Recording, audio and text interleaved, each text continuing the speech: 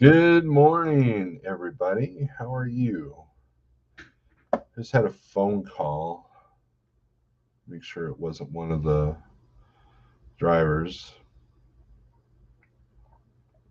Let's take a look at this guy.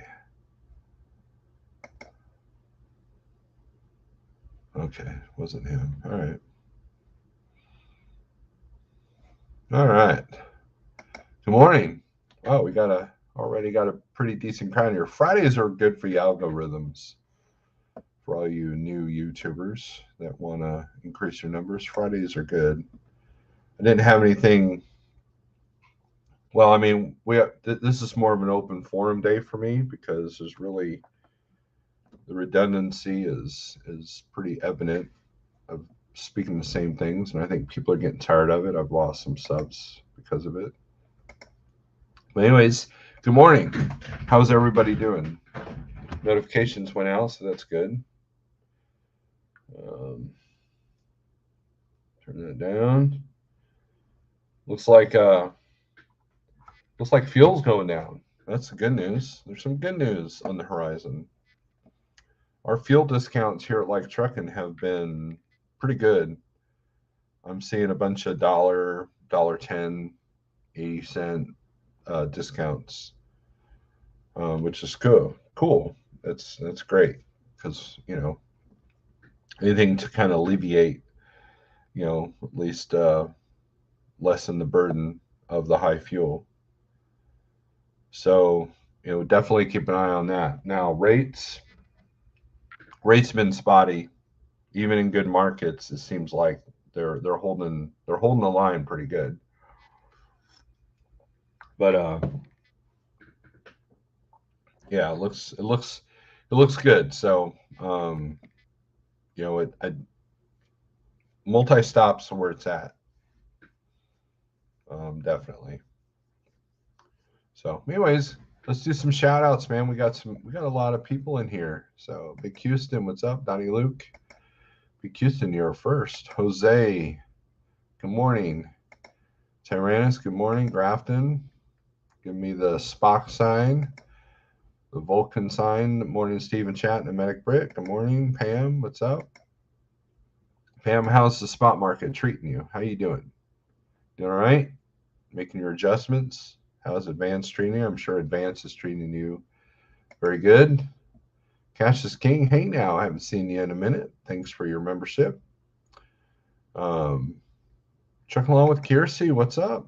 Haven't seen you in a while in here. I've seen you in some of the other chats. Hope you're doing very well at Prime. I had no idea that you were an author. That's pretty cool. So, um, I saw that you talked about some books that you got on Amazon or whatever. Any sign of John Armstrong as he has gone very silent? John is going through some stuff, Nomadic Brit.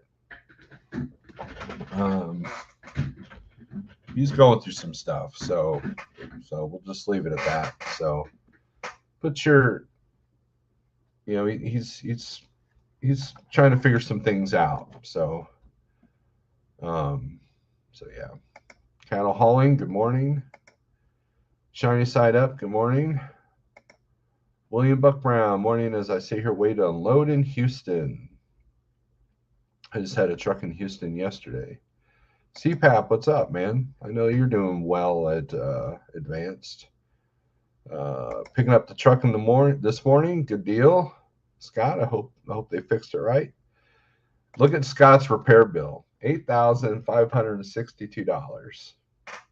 Now, those you don't remember, or if you didn't catch it, I did an interview with Scott. Well, basically, Scott came on the live stream, and we talked about his big repair that he was having, and that's not including the rental car. That's not including the downtime. Um, that's just for the straight repair. So it just shows you how quickly things can go sour. So in a business, but Scott is on his A game, and so that's he's got no problem dealing with that. Burger finally got loaded around 2 a.m. Yeah, that's Burger's adjusting to the spot market game. So he'll be all right though. Because you know why? Because of his mindset. Burger's got the right mindset. Diceman going live. What's up, man?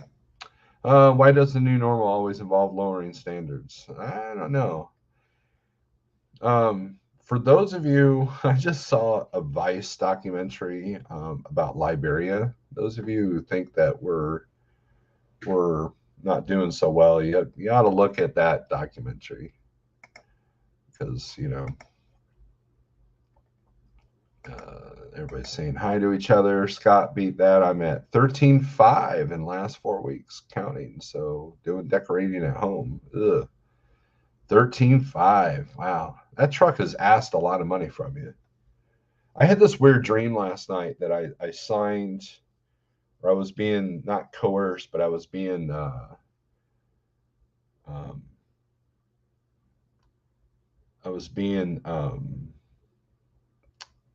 given incentives to buy a new truck. Like this company was pampering me and giving me all these gifts, and then next to the gifts they would put the lease agreement to a new truck. I'm like, no thanks. Greg, what's up, man? I hope our plan goes flawless today. Knock on wood. I've got another truck that hopefully will be empty today, and get him rolling. I've already got a couple of loads kind of lined up for him, but I'm not pulling the trigger until I know he can get empty today. So, United States created Liberia. Am I right? Yeah, I don't want to get into that, but yes, that is essentially true. So it just that's all I'm going to say on that is just look at the Vice YouTube channel documentary on Liberia. And, you got people using the beaches as toilets and basically defecating, doing everything outside with disease rampant. And then you look at, some of the homeless camps and see kind of the same thing going on. So we're not heading in the right direction, that's for sure. One of the new contractors I'm helping out told me his new truck and insurance and MMA are $1,600 a week. And he has been putting $2,800 average in fuel per week. Absolutely insane. You just hurt my head, Nomadic Brit. Of course, we're going to bust out the calculator for that.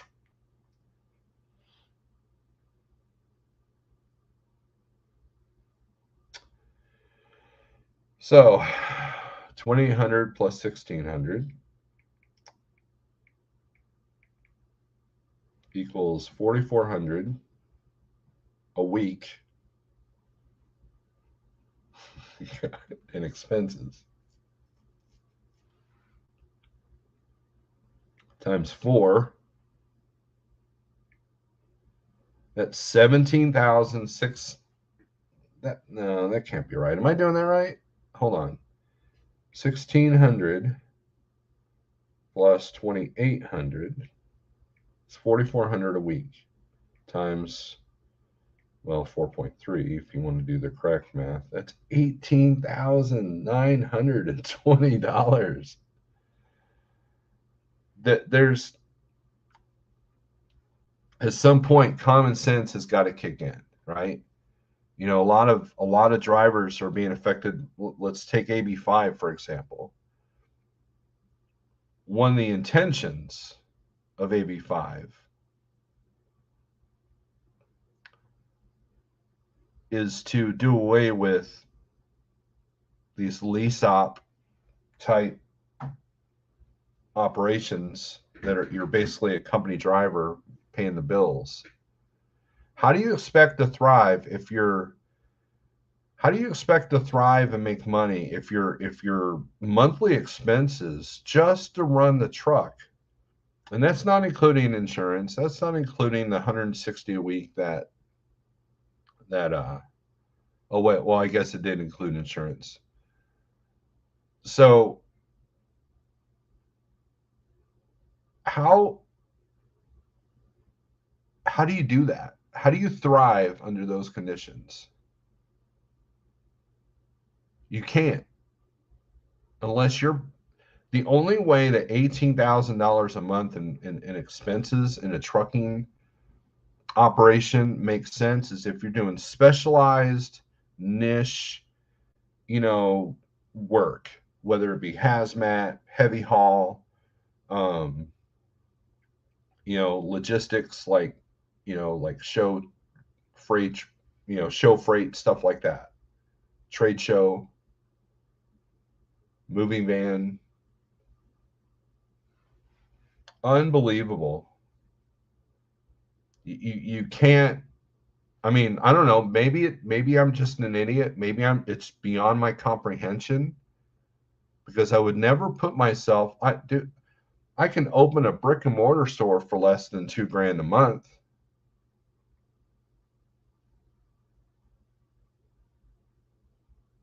And the only risk I got is some idiot coming in and robbing me.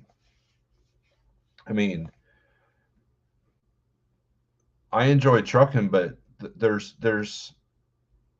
to have almost 20 grand a month in expenses, that is a setup for failure.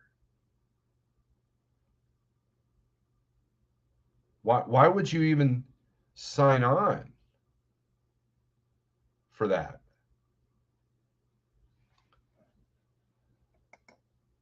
Unbelievable. That's why I never got a Snyder Finance truck. Now, are there Snyder Finance guys that make it? Yes. But they keep raising the prices. And then if you want to move that truck, sure, you can move the truck, but they've turned into like what Swift and US Express do. That now they want a huge chunk of money, because they know you can't save up that chunk of money to move the truck, because they would rather have that truck in their pool. Unbelievable. What's up, Tennessee? Doing okay. In your favorite state of Nevada, had a new learning experience. Blessed and truthful Landstar agent yesterday, still learning the ways of the spot market.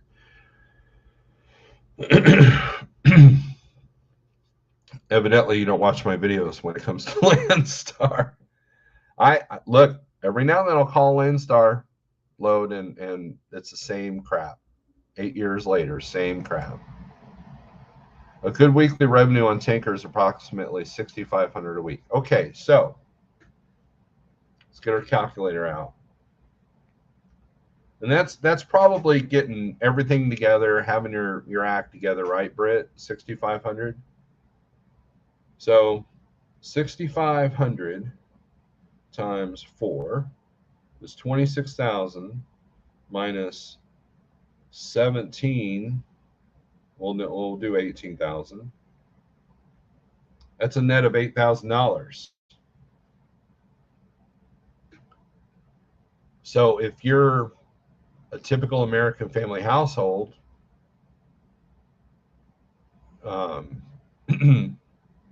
there's not much left there. And out of that 8,000, you got to figure out taxes, house payment, car payment, boat and RV payments if that's what floats your boat, medical care. For what? A title?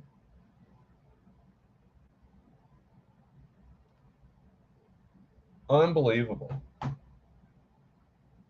I looked at the Snyder Finance option briefly. I talked to Jeff about it. He's like, well, you're going to have to change how you run, because this is what's expected of you. And I'm like, oh. And it was ironic because another friend of mine told me not to do it too. And then he ended up doing it. But then he did it right, though. After a couple of years, he got the truck refinanced and then went from, $4,000 a month to $1,500 a month.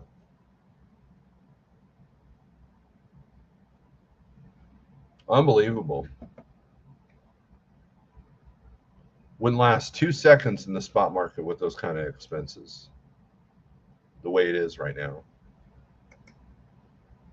He's lucky to have 5K. Yeah, then he's done. It's just prolonged the misery. Good morning, Randy. What's up?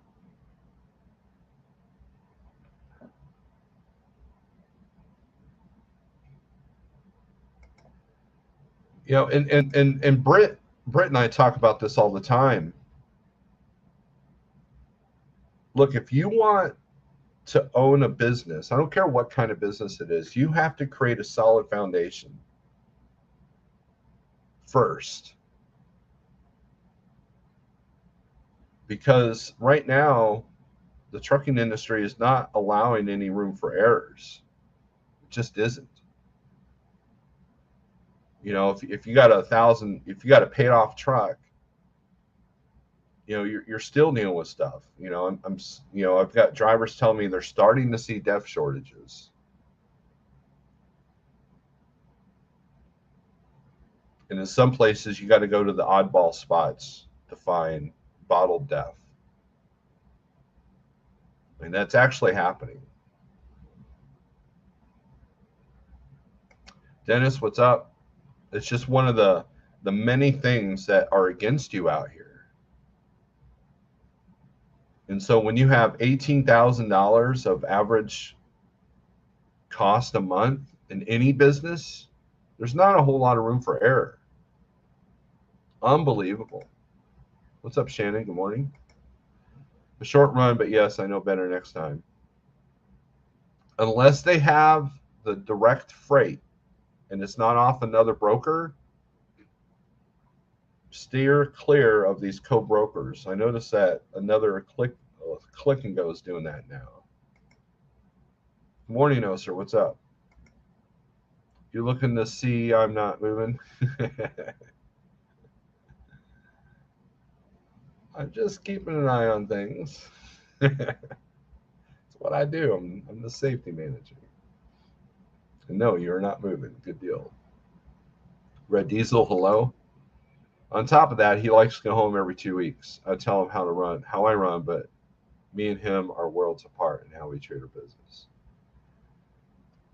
And so, Britt, it's just a matter of time. Now, here's the kooky part, right? Here's the big deal. I'm going to put a link out, so if anybody wants to come in here in a second, but I want to put this point out.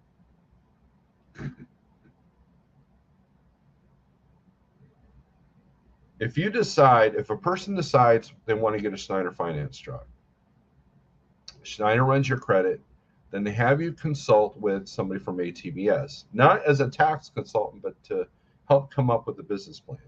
Now, you can sit there and badmouth ATBS all you want, but they're hired by Schneider to say, hey, tell this guy what he needs to know when it comes to his expenses and stuff, if this lease is even doable. Because if the lease isn't doable, they don't want you doing it. And so it's at that point that you have to make a decision whether or not that you should go forward with this. And I think that the fuel is what throws a lot of people off. And then the fact that they're not prepared. You know, when you're a company driver, you get a paycheck every week without fail.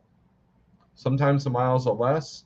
If your truck's broke down, they're either putting you in another truck or they're giving you layover or detention if you're on the road. Hopefully, unless your company is lame. So you're used to that weekly check. There are some companies out there that will do a minimum.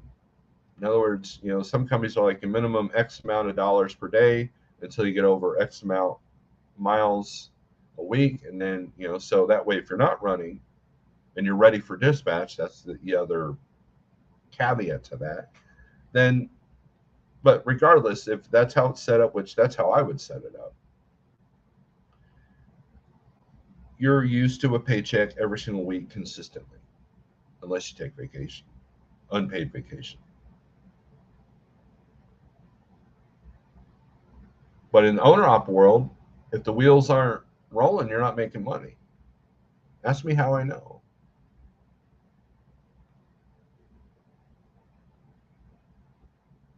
And I think that's what throws a lot of people off,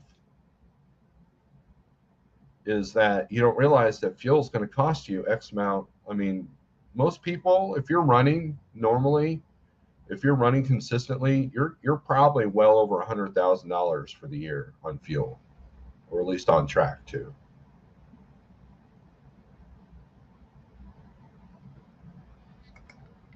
Good morning, Fran. Oster says 2,800 in fuel a week in a Cascadia. There's no way I even get close to the fuel mileage that they get, and I've never spent close to that in fuel. He needs a better fuel management plan. That's part of it, but the other part of it, it's tanker. So those trucks are geared differently. I have a driver, a friend that had one of those Snyder Finance um, tank spec trucks, and they don't get great fuel mileage, even though they're new Cascadias. And then I don't know if you guys noticed, but you can always tell a Snyder Finance truck out there because they're passing you doing 80, 75. When you're, you know, so.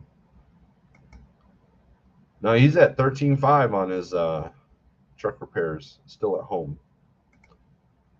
5K monthly expenses with a Snyder Finance truck at Landstar, $1.75 at minimum, average 285 mile here though.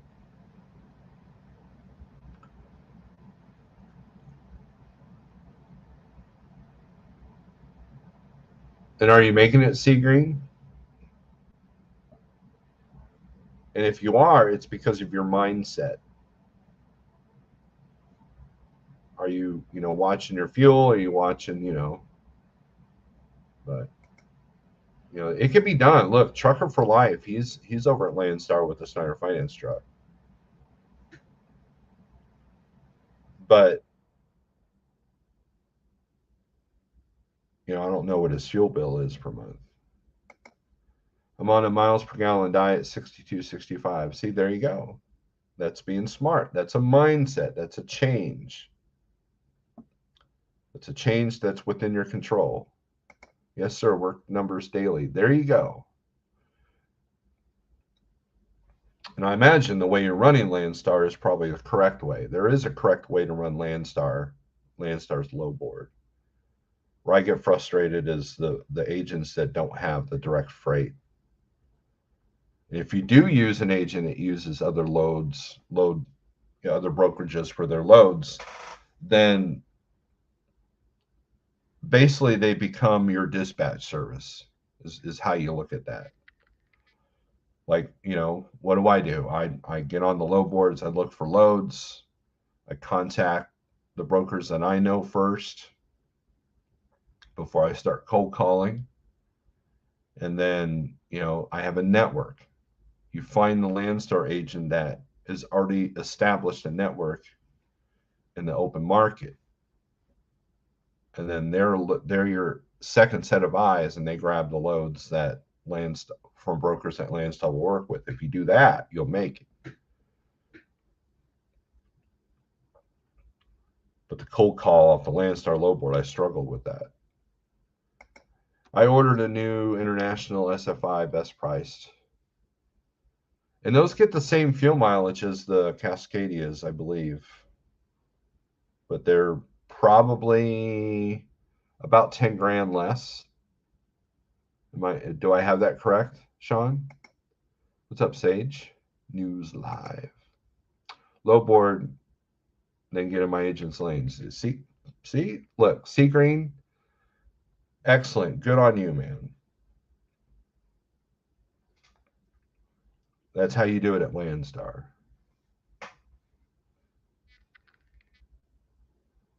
But you can do the same thing in the spot market as well. I have 2 brokers that I utilize a lot, or 3 actually. And if I can get in their lanes, the better. It's when we go out of our lane, out of necessity for home time or something like that, that we kind of, have a few more challenges. 148. Wow. That's actually pretty good in today's world. Hopefully it's spec decently. All right, so let's do this here. All right, I'm going to put the link in if you want to join in. If anybody wants to join in, I ask that if you're driving, turn off your camera. You shouldn't, probably shouldn't be driving and live streaming. Actually, you don't want to be doing that. So if you're driving, just, figure it out. You know, put the link in there. So it's mindset. I mean, that's it's what's the plan, right? What's the plan? You have to have a plan. Believe it or not, I actually have a plan. When I talk to a new dispatch client, we come up with a plan. Where do you want to run? What's your truck spec at? How many miles do you expect? How much money do you expect? Are you a runner? Are there certain areas you don't want to go to? And then based off of that criteria, come up with a plan. A plan that hopefully works for you, just like it works for me.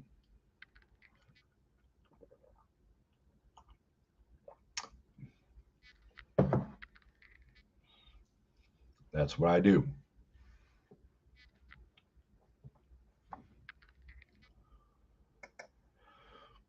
It did, because Jeff endorsed more or less lease. Sean, here's where leases have their purpose, right? So I have a buddy of mine that did a Schneider Finance lease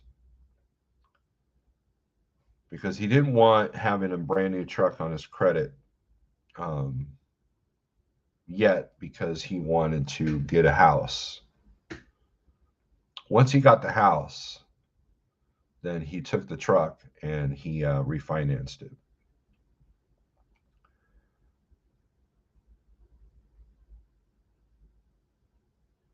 And with the extra money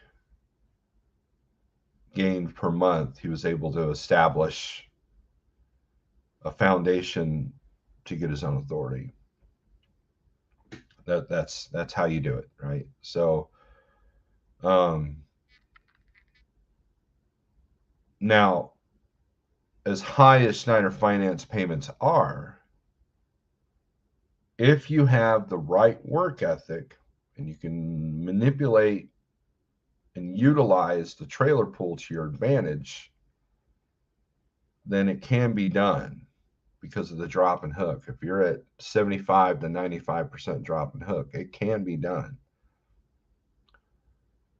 That's how it's done. But you have to hustle. You have to fill in every gap of your day. You have to be extremely efficient on your logbook. And it's constant work.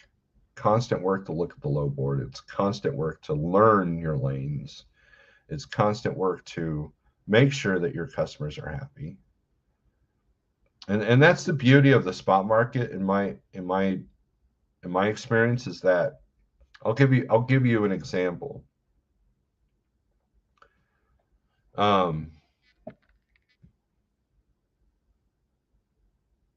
Well, we'll hold on here. What's up, Carl? Carl Yes, Lewis? sir. What's Yes, up, sir. man?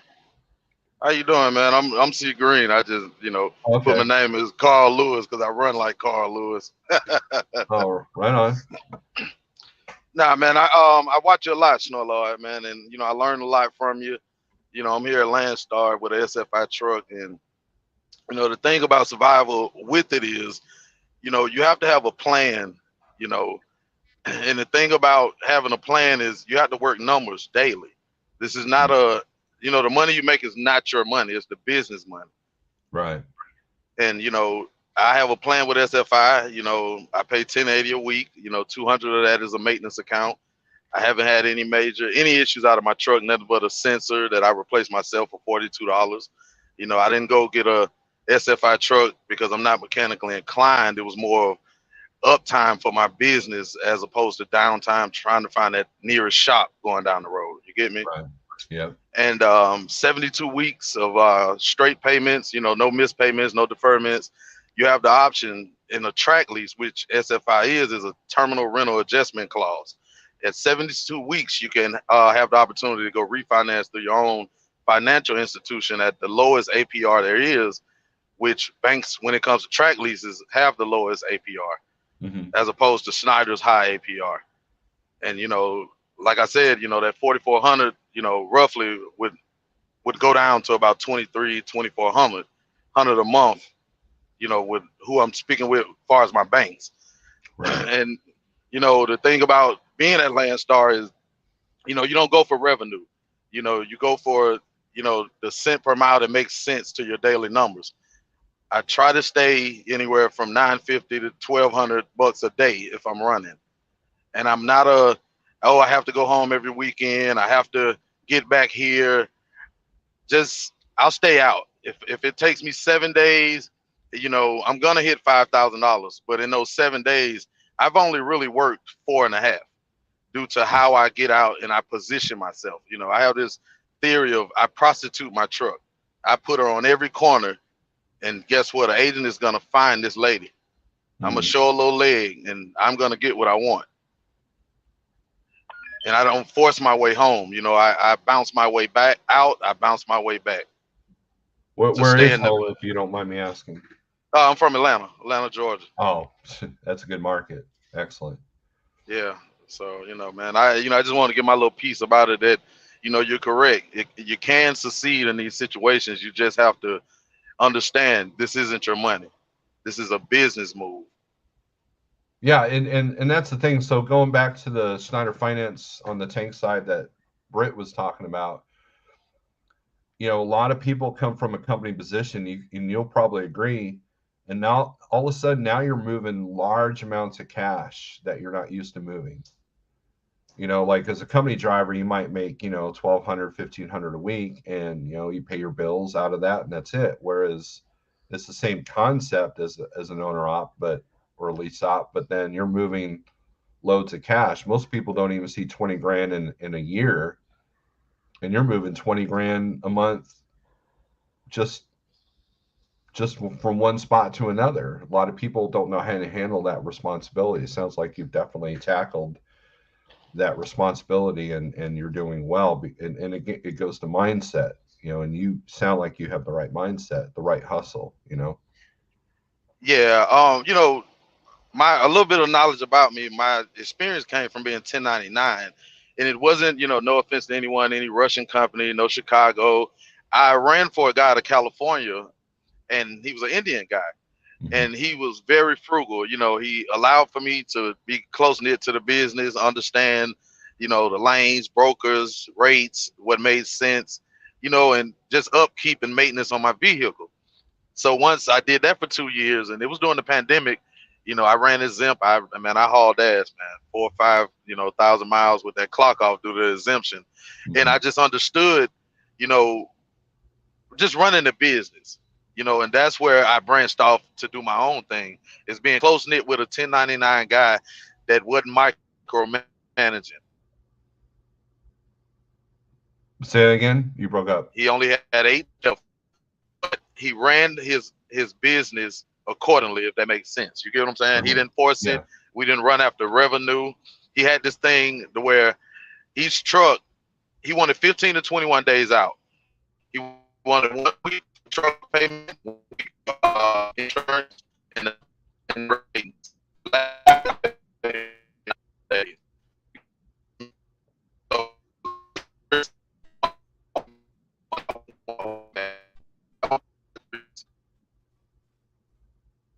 Hey, Carl, Carl, can you hear me? Your audio is breaking up quite a bit. Are you in a bad signal area? yeah, sorry about that. I'm in Virginia, man, 64. Yep, I know the stretch. Yeah, you kept breaking up. So, Yeah. But yeah, no, that's all I wanted to say, man. You know what I'm saying? well, you're breaking up, but I appreciate you coming on, Carl. If you're still listening, I appreciate you coming on, and let's try this. Yeah, I think we've lost you, but Carl's one of the people that has figured it out through hard work and making things work, right? I know people with paid off trucks that aren't going to make it, and he's making it with with quite a bit on his plate. So I had to live in my first truck for 3 years to get it paid off. That was 18 years ago. Wow. Randy takes work to run a profitable business. Absolutely. Randy's got the right mindset. Cool trucking. Good morning. Good morning, Steve. Great guest. Thank you. Fate Trucking saying that's great. Carl's on the higher level, elite level owner operator. He understands his numbers and flexible on how and when he runs. Absolutely. Good morning, Utah. John Stroud, good morning. Thank God it's Friday, right? Carl, reach out to me. I'd love to do an interview with you. There you go. I just did an interview with him, Sage. I know it. I know what Eric's up to. Too bad Carl's single broke up. Would have great here his 1099 strategy. It would have been. So, but look, it can be done, but as you can see by my reaction beginning this video of that kind of payment, I decided. So let's go with a little bit of history on me being an owner operator. So my dad was caught up in a pretty pricey leases. It seemed like it back in the day, back in the 80s, on a truck he was purchasing. Nice truck too. It was a brand new Peterbilt 362 cab over with a stainless steel reefer trailer, 48 foot, I believe. It was back before 53s became a thing. And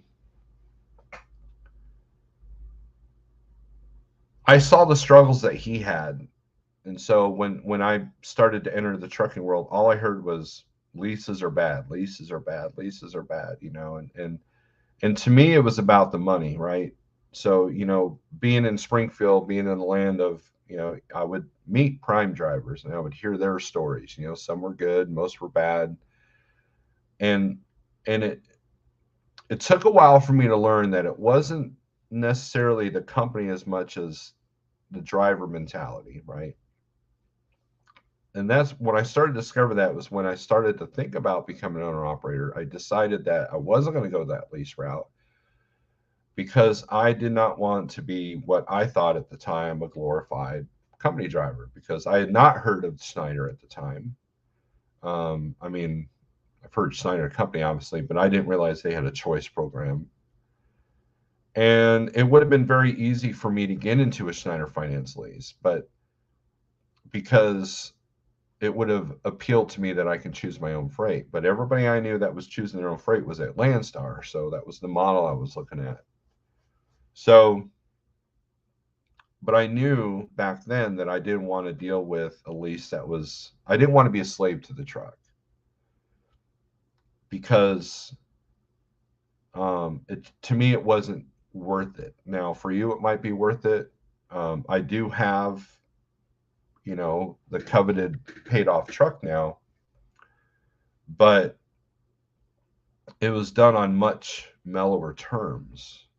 And that's by design, because I realized that a high truck payment, there's no room for error. And I am not a perfect person. I am not the best. I don't have the best mindset at times. I don't have the best, especially back then. I didn't control my emotions as much as I do now. I didn't manage my finances as well as I do now. And so if you go into, I've got another individual I know that wanted to become an owner operator, and I said, until you change your money management habits, you will not make it. And I was correct on that. If you have money management issues in your personal life, do not become an owner operator until you fix that.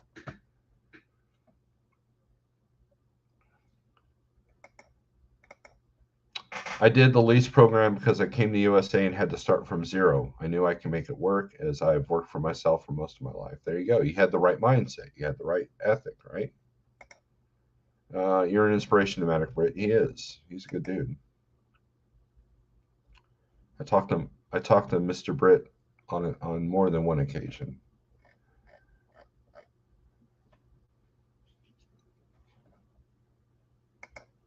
Paid truck off. knew I would be needing to invest in truck long term, like now, for instance, my fixed cost is $122 a week. 122 a week or 1,220 a week now because of those payments.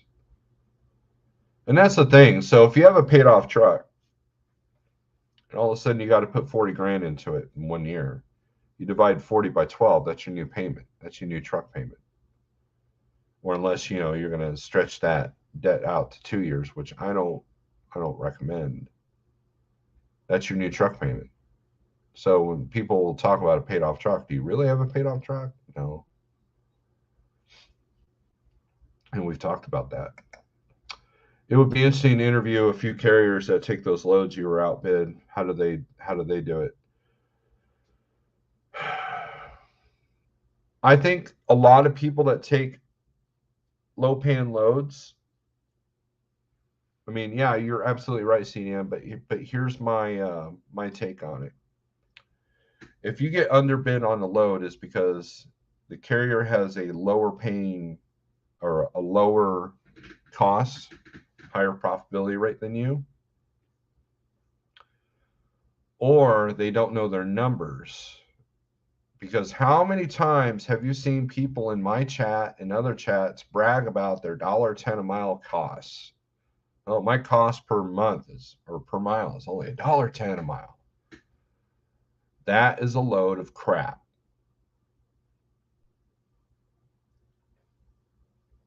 And it's amazing because a lot of these people that bragged about $1 something cost have gone out of business. Wonder why? Because they're not doing the math. They're not doing the true math. You know, you can take some of these lease ops that are dispatched that are getting a set rate per mile. I challenge you to do this. If you're getting a set rate per mile in one of these leases, plus fuel surcharge, okay, how much are you netting a week that you can take home and make your car payment with and all that? I know I ran into one guy that was literally making a nickel a mile. You are being a company driver for a nickel a mile. You're just moving more money. That's why California has, you know, this all out law stating that you can't do that anymore, or one of the reasons.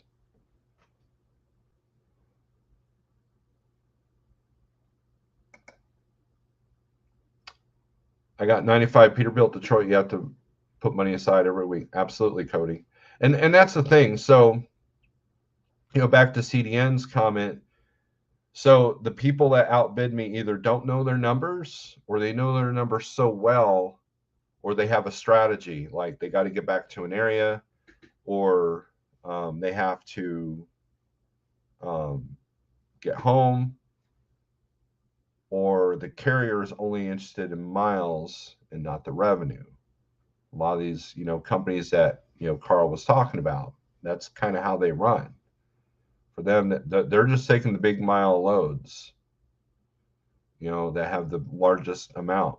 You can get on any load board, whether it be Landstar or DAT or 123, and pick the highest paying load on every single load, and you'll make money. It's the incidentals that will kick your butt, depending on how you're managing your money. Platinum level owner operator with his knowledge and experience. Nomadic Brit is, yeah. Let's see, 18 months left till I pay off my truck. Excellent. And that will fly. That's the thing about trucking is time flies. Well, I'll give you an example. I'll use Landstar as an example. So I took a load to El Paso. Couldn't find a load to save my life out of there. Wow, there's not one Landstar agent that's got freight out of here. What the hell? So I, you know, like, well, I guess I'll just go park at the truck stop. So I go to the Petro,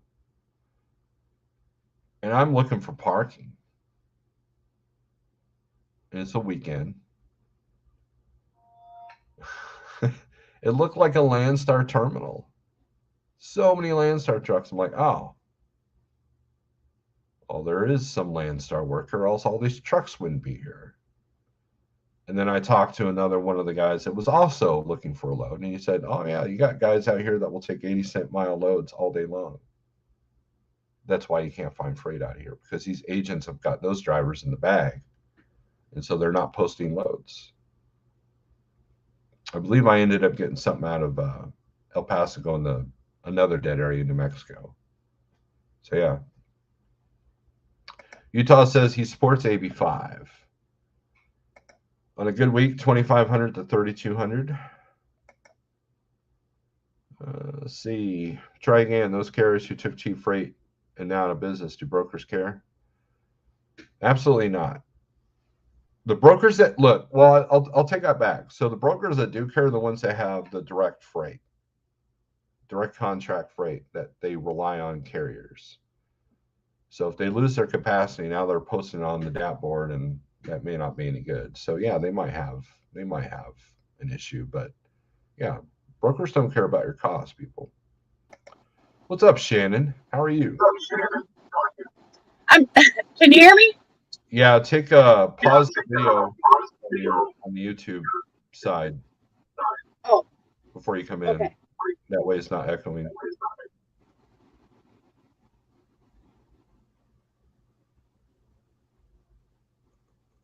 All right, I'm going to do this. Shannon, try again.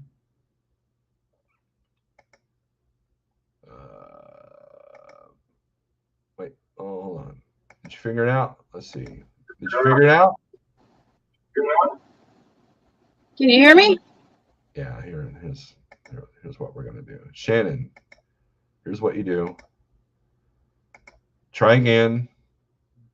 Go to the YouTube video, pause it, click the link, and then come in. That's how you do that. I get so outbid here in Florida, it's ridiculous, even $2 a mile.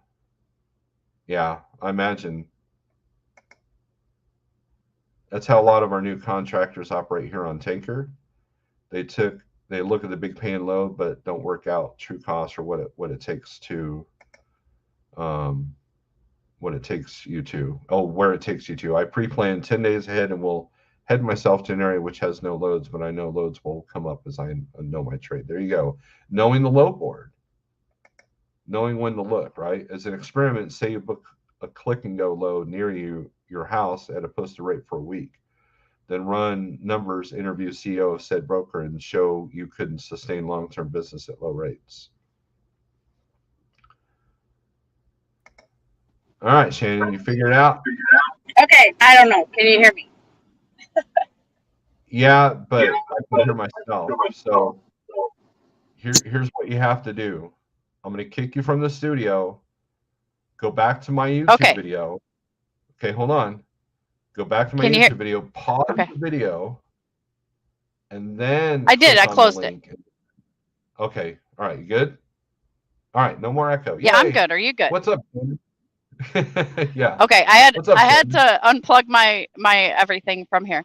I just wanted to say good morning and just kind of talk real quick about like about my leasing, because like I just wanted to throw in here, like I agree with you. Like I came out here with, wanting to hit the big market, and that's when I made the change from JB Hunt and decided to go for it and all of that. And I thought, best time to start my business was in a good market. Well, long story short, I had the waiting list at DART to run their contractor freight to wait to get on the open boards. And so of course, when I got here, the market had dropped. So I'm learning a lot at just struggling, right? Getting started and things like that. But I always for me, it's about the business, right? So I'm building my business, like good times or bad times. Like I wanted to do this. I got the opportunity to do it in the way that, with a carrier who pretty much has me backed up on everything.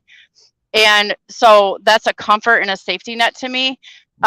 While I'm bumbling around out here and getting everything figured out. And so I wanted that for the security, of that.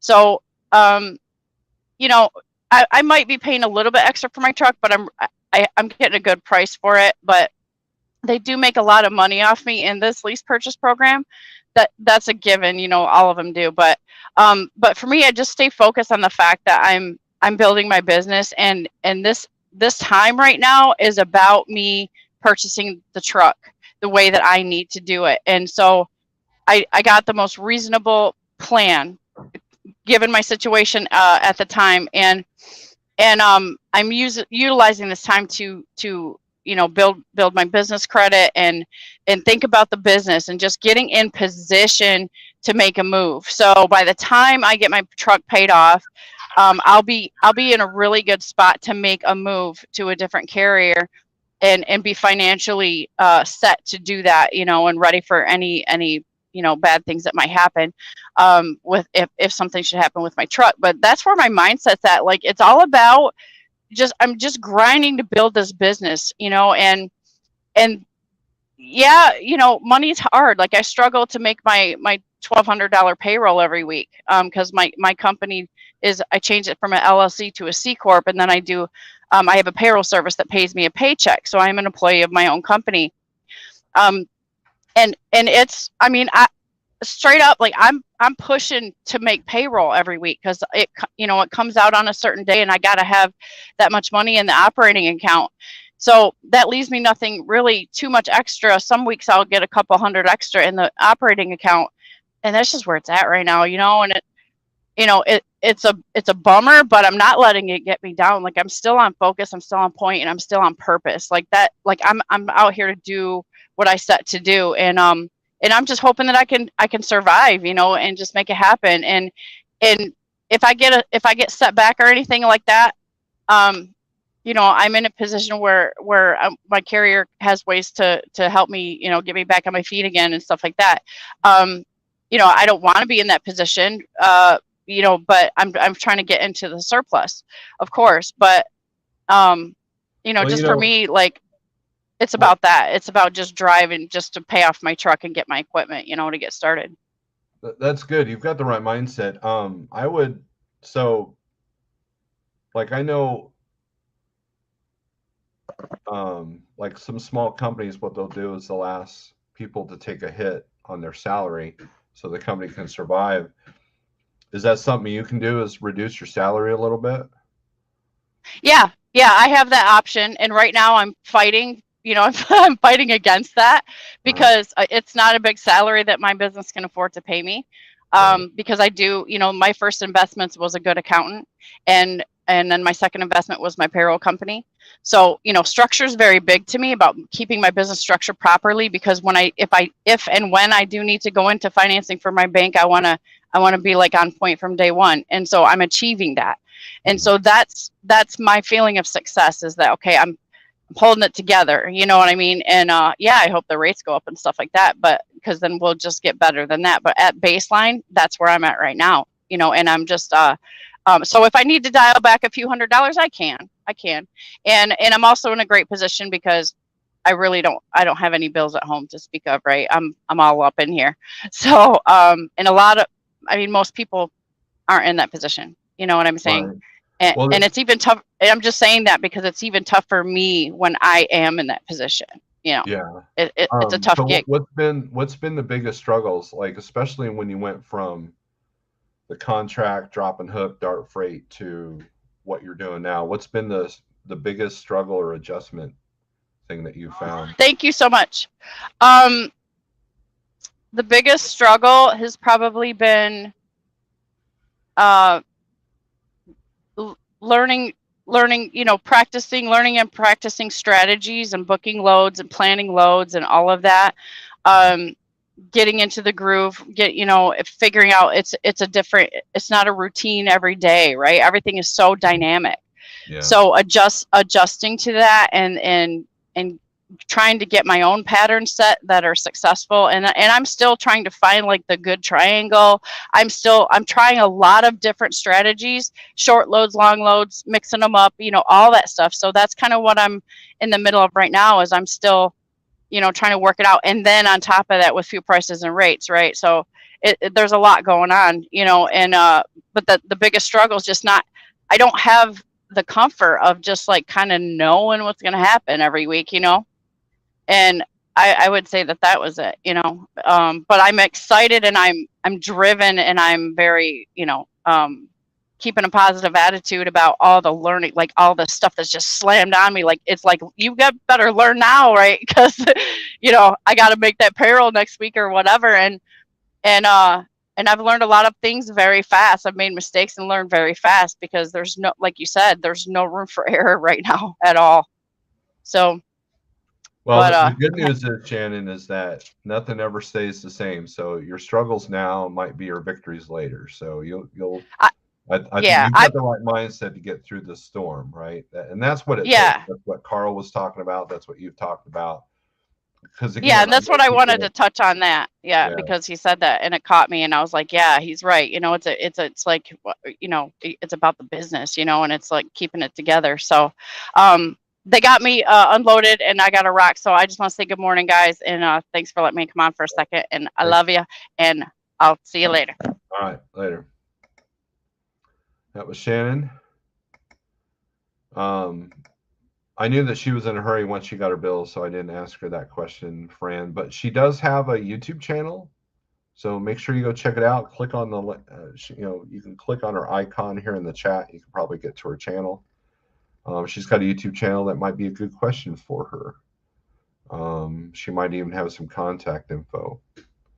But, you know, a lot of people will start off as a C Corp, so because they have bigger plans, you know, to get their own authority, have trucks underneath them, that kind of thing. To adjust your corporation is kind of a pain in the butt. Jeff has talked about that. So, I mean, she might be looking down the road versus what her needs are now. I'm on fire. Man, I hope I don't get burned.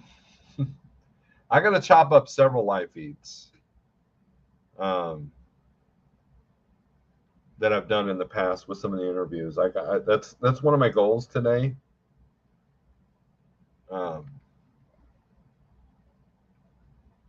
So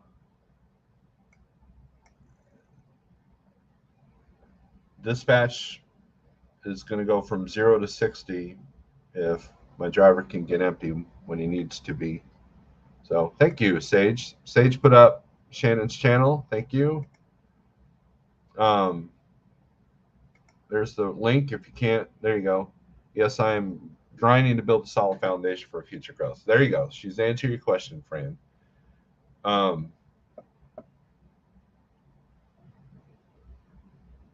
There's a Holland, what's it called? Oh, I'm trying to remember. I'm gonna have to look at my Spotify.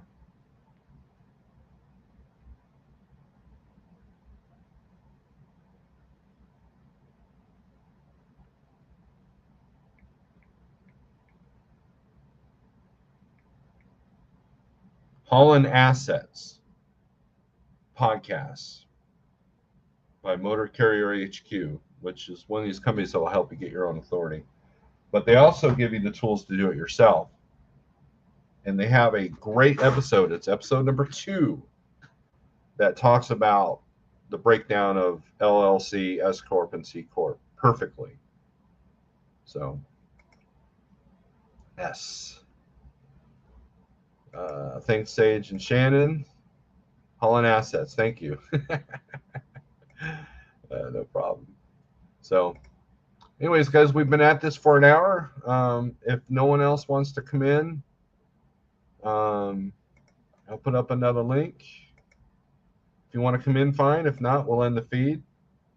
And I appreciate all 40 people that have come in here. Make sure you give me the thumbs up on the way out. If you don't like this video, hit the thumbs down twice. And if you've made it this far, I appreciate it.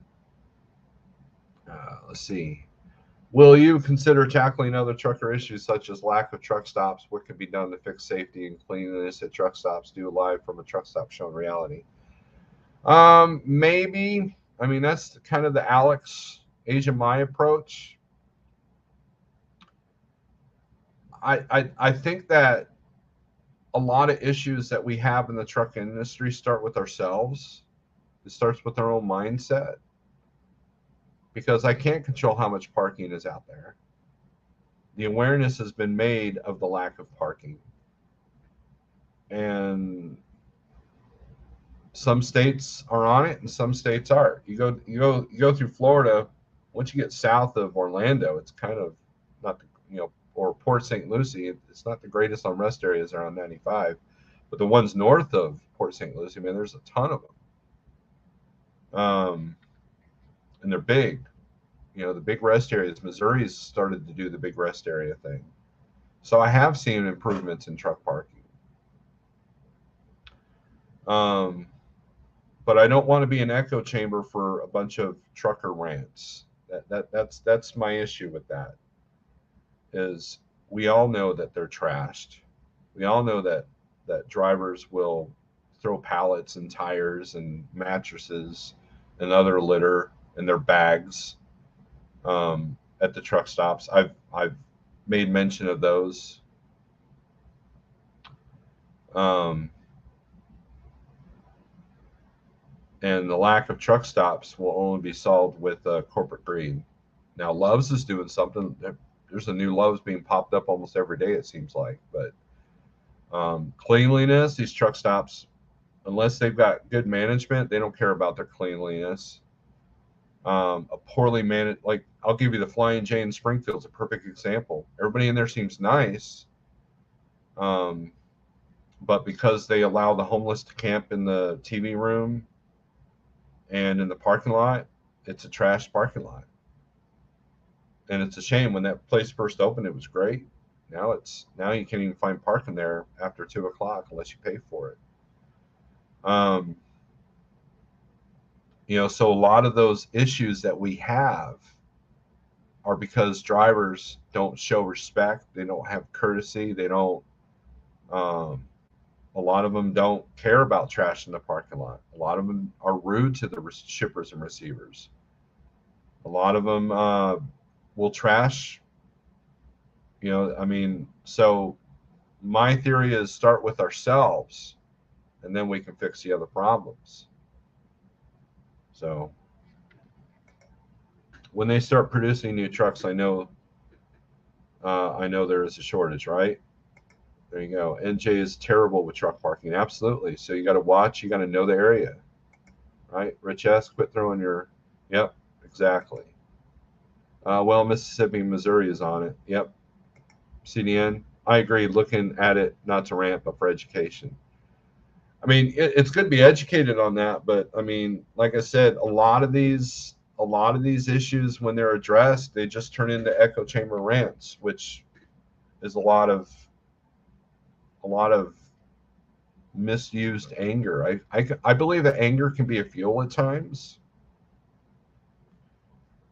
and social media has kind of become a sponge for that. So instead of taking action, we just talk about it on YouTube or Facebook and look at what all these people are doing. This is horrible. Yeah, I agree. We need to do this and this. Yeah, I agree. We need to do this and this. And then nothing is ever done. I don't want to join that. I don't want to subscribe to that. Hard to get into a Love's after 5 p.m. anywhere. It depends. Buller Woods, what's up? But anyways, guys, I'm going to end this feed now. Thanks for showing up. What's your plan for the weekend? If you're running, what's your plan for the future? What's your plan for now? What's your plan for lunch? It's all relative, right? So, yeah, TJ, you're late. We've been at this for over an hour. So, anyways, thanks for watching. I appreciate you. Have a great weekend. We might do a weekend live. If I do, it's going to be with the guitar and maybe not talk about this truck stuff. Oh, hold on. Don't leave yet. I see the numbers going down. Man, you're late. Oh, I am. I'm very late. You're late. Actually, you can't come in after I do like, okay, guys, I'm leaving, because you'll see the numbers are going down. It's at 31 now. And I was at 40. I just had a quick question, actually. Sure. My voice is a little hoarse today. But the question I had is to see what you guys would do. So I got a situation where I'm pretty certain I know what the deal is. It's catching a carrier in a lie. But so I had a delivery going into Round Rock, Texas yesterday, and I had it set up to be there for 3:30.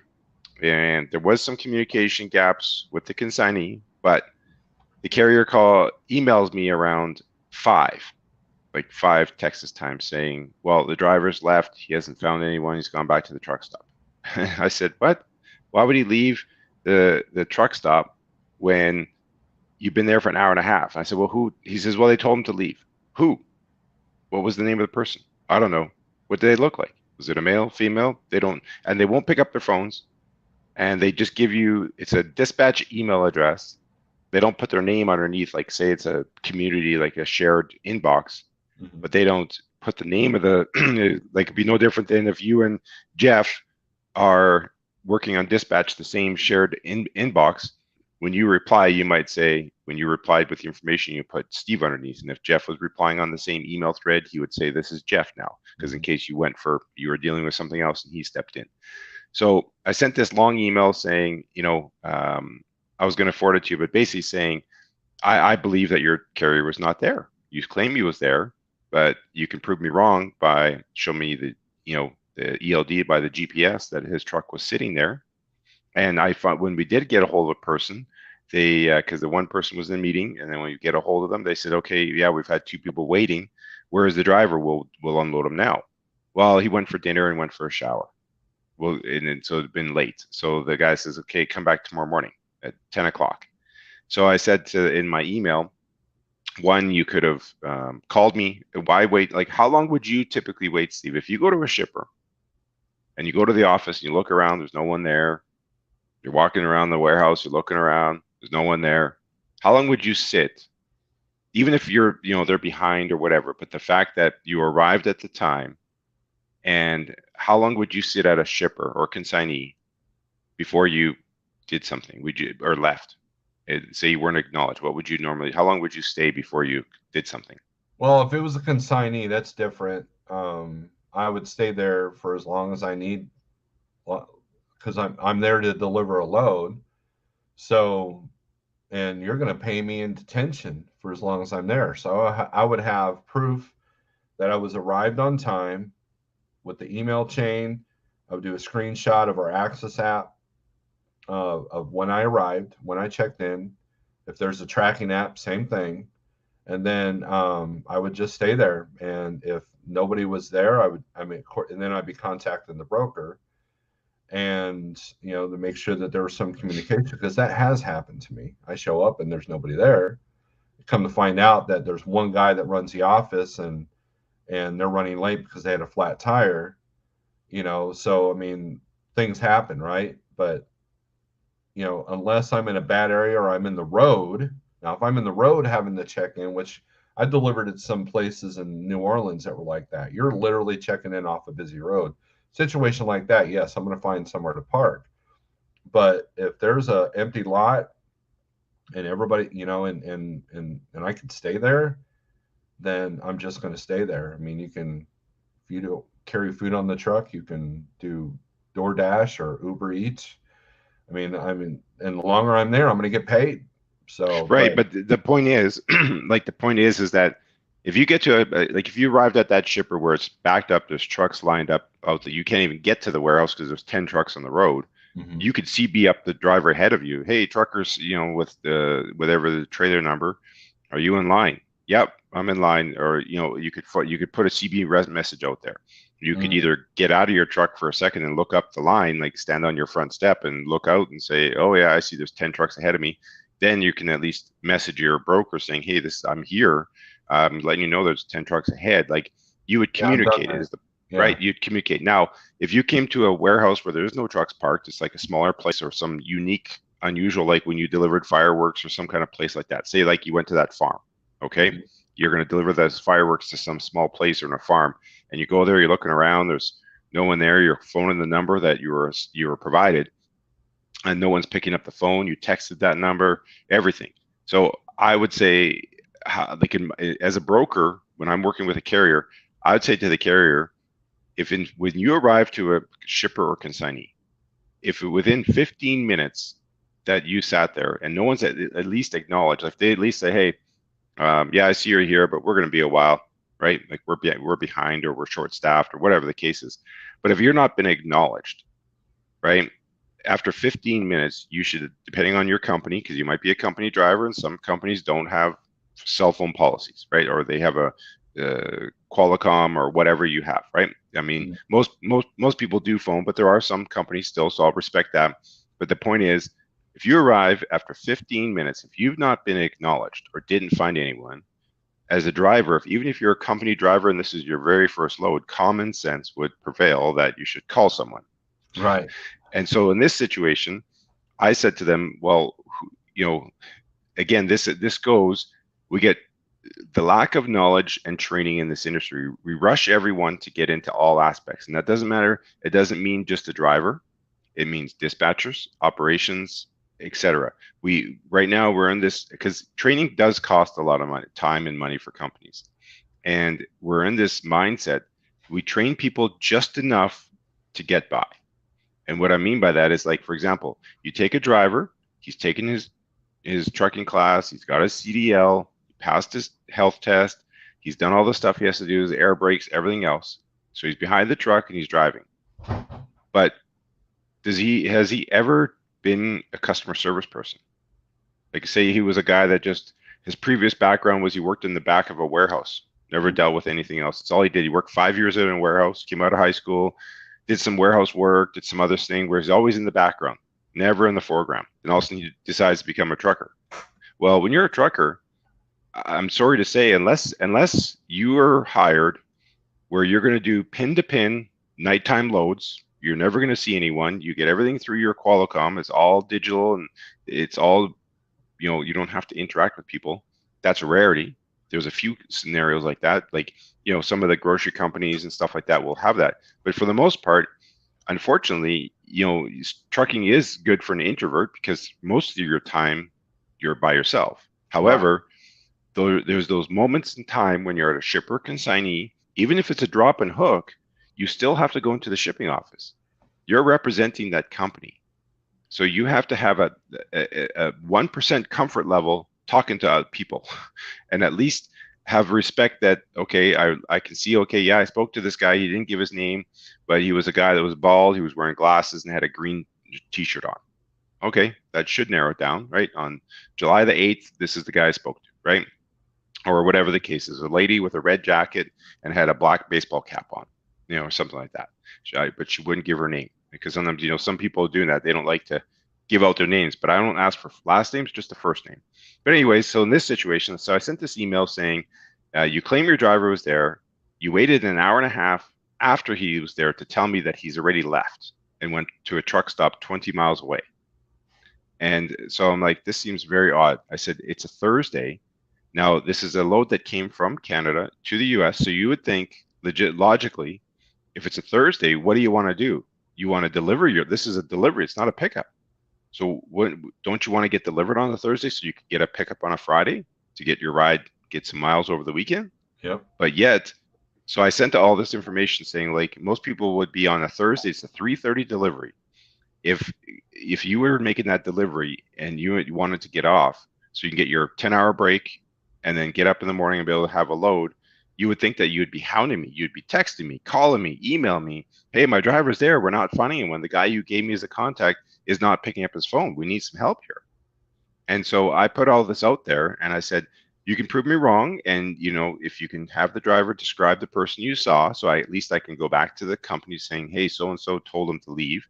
The person that was the contact, they actually had a dock there. And he says, I haven't seen your truck there at all. It's a big facility. But the point is that I put all this out there and I said, usually in my email, I even said specifically, when there's a communication breakdown like this, the full truth is not being told. And I said, that's when I came out and basically said, I believe your driver's not been there. You played the card that your driver arrived at 3:30, couldn't find someone and left. So I believe that you're just not, I'll have to take your word because that's what you're telling me, but I don't believe it's true unless you can prove me otherwise. And to this point this morning, no response, nothing. You would think when I call someone out and say you lied, you would disprove me. And this is the prime example of the issues in this trucking industry. Yeah, there's I know several drivers that got to the spot market and right away, and we have something in our contract to prevent this from happening, or you get fined if you do it. But if you knowingly book something that you know you can't deliver on time, and you tell the broker, hey, yeah, I can get it delivered. Oh, but then I had a flat tire, or I was there on time, but nobody was there, that kind of thing. You get fined here. We don't tolerate that because a lot of people, I saw this in 2018 when everybody, mad rushed from the megas and went to the spot market. Now, let me ask you something as a driver to broker. So if I call you for a load and then I tell you, you tell me all the details and then we agree to a rate, or I sit there and my rate's fairly higher than what everybody else is quoting you on it, does having my ELD link, since you don't use the tracking service, obviously, would that get me a couple extra bucks? Depends on the customer and my knowledge, like what my customer usually requires for tracking. If they're real, like where they're bugging you every hour, I might be willing to dive into, because the customer may not be willing to pay more for that, but I, as the broker, would maybe take give you a little bit extra to definitely do so. So that, that plays into it, is definitely the reliability. Like in this case, the reason I have the ability to, within my TMS, all I have to do is have the driver's phone number. I have 3 different methods. I got macro point. Mm-hmm. I can use trucker tools, and I can use Project 44. So I got 3 methods. Mm-hmm. And all I have to do is just have the driver's cell phone number, and it texts them the link, and they click on the link. It downloads that, the little app for the macro point or the trucker mm-hmm. tools or the Project 44, and it will then, once they accept it, the system will automatically ping it. I just click on the button that says load tracking, and it will show me the last point he's at. So then I can do the math. I don't have to go. I can just tell my customer this is where the truck was last known. I don't know if the truck is broken down, if there's problems. It doesn't tell you that. But once he's marked, he's arrived and delivered, it gets automatically actually marked as delivered in my system. I don't even have to do that. It just automatically does it. And then, because our system has it that it sends notifications to the customer at different points. Like when it changes from assigned to dispatch to in transit to delivered. However, that the in transit to delivered, if there's problems along the way, it doesn't update there. You'd have to do manual. But the point is, it's there. But the challenge we run into is with Canadian carriers hauling into the U.S. back and forth, and U.S. carriers coming into Canada, is a lot of them, their data plans, because often they will carry 2 phones, and sometimes they don't run data in the United States to save money, which I because of that fact, like they'll either run 2 phones, they find it cheaper, because what they'll do is they'll switch their SIM card or switch their phone, and then they lose the link as soon as they cross the border. They'd have to reissue the link or something. Right. So and for some reason, I can tell you what you guys do at your company and a few of the others. I mean, it's an anomaly that you guys do your self dispatch. I can tell you that. If you took what is there, 1 million drivers in the United States, mm-hmm. the percentage of those that are actually calling on brokers themselves as owner operators, it's tiny. Right. Tiny. I can tell you that. And in Canada, when I deal with that daily, where the issue is they'll call and I say, is this an owner operator? Yeah, I have to call them. So, but yet they won't put the owner operator on the phone. The owner operator, you can't. I had one time that they did. I've been pushing for that, but most of the time they won't do that. They think I'm overstepping boundaries. That they're doing the dispatching for them, but yet it's like they're finding the loads, but they have to present the rates to the owner operator. So the owner operators are just sitting behind the wheel. Oh, that's too cheap. But they don't understand all the complexities. Because that's why I've been dealing with an issue lately where my standard is this: the rare loads, but the loads I do post, and someone calls me on it, all they say is, how much you paying? Yeah. Nothing else. Yeah. Because I think what they're doing, and I know it's frustrating, but I know what they're doing is because they're thinking if the rate's nowhere near where they want to be, who cares about the details? I'm not interested in the load. Right. Right. I think that's maybe where it's coming from. It could be, that might be part of it. So, but anyways, I just wanted to ask that thought. Like, it's just crazy, this situation with, and this carrier, because I replied, when I replied to they sent me the email saying, we couldn't find anyone. The driver's gone back to the truck stop. And so I'm like, I replied, it's too bad the driver didn't stay and call how did he say it? I got it right here. I'll read it. It's so funny how they worded it, because I said, it's too bad the driver didn't stay. And he said, oh yeah. I said, because they said to me yesterday, nobody is on site. No one's answering. Call, can you find out what's going on with the receiver? Driver just called. He went to the truck stop now. So this is, the time was, it would have been an hour and a half, hour and 40 minutes after the time they're supposed to be there. So they didn't call me or anything else. And my bad, I guess I should be babysitting it and monitoring that they're on site and all this stuff. But, we're supposed to, they don't like us bugging them too much. So, okay. So I replied, checking, too bad your driver left and did not call me when they arrived.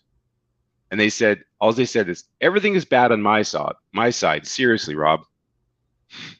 Like, they perceive, and then I said, I'm trying to help locate someone, right? Like, I mean, I got them the site contacts, and I don't know what part of the area that they went to. I even took a screenshot of the map where they're supposed to be at, because the address I confirmed.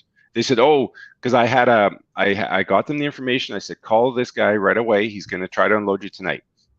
And then they started playing a card. Oh, the address you gave me is wrong. And I looked, because what happens in trans-border shipments, because you got commercial invoices, right? There's the commercial invoice and the load confirmation. Sometimes, because with commercial invoices, there can be 4 parties. It can be the buyer, the seller, the shipper, the consignee locations. Because you could have, the buyer could be based out of Winnipeg, Manitoba. They're shipping it from Calgary, Alberta, and then they're shipping it to Round Rock, Texas, but the owner of the goods for Round Rock, Texas might be in Houston, Texas office or something like that, right? So you have to list all 4 parties. If they're different, you have to list them all differently.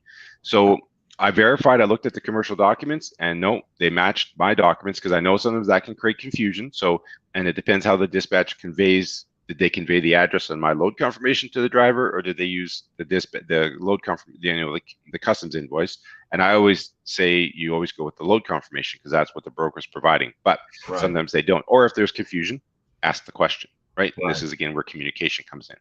So, and again, this carrier has not been great with, been forthcoming. I've been bugging them about transit times and everything else, and they weren't forthcoming about nothing. So, again, just they think that I'm being the bad broker here, but like when you send it, if you received an email calling you out like your driver's lying and all this stuff, I gotta believe you're gonna reply, or would you not reply? Would you just not say nothing? Yeah, I mean, if I was truly telling the truth, I would go off on you. I would be like, hey, don't do this. This is your problem, whatever. But I mean, look, it's part of the game, right? Tennessee Trucking says last week he sat for 26 and a half hours waiting to get loaded. Those days will be soon coming to an end, Tennessee, because if their stuff isn't ready, you call the broker, grab a tow new, and then you're on your way. Yep, I agree. There's no need for that, because that's where this little, when we talk about transparency, like for example, I had a carrier call me saying, okay, they're going to deliver a day late. They found a hole in the trailer. Okay, it happens. They're going to get it repaired in one city before they deliver it to the next city. Well, I said, okay, can you share with me the picture of the hole or a copy of the receipt? It's been 2 days, so I'll be following up today. Because often I get that carriers will call me saying, oh, I broke down or had this. Only once I had one where the driver was late. They took a picture. The driver was on the 401 in Toronto, and he showed the truck, with the tow truck. Like he literally was, so okay, full respect to him, because I can at least share that to my customer. Like, what can we do? It's beyond, it happens. It's trucking. But when you tell me that you broke down, if a broker asked you and you said that my driver broke down, and they say, well, prove it to me, are you willing to share that information, or you say, well, it is what it is, you believe me or don't? No, I'll share that. Like a lot of rate cons now show you must show receipts, you know, and that actually happened with one of the trucks I was dispatching.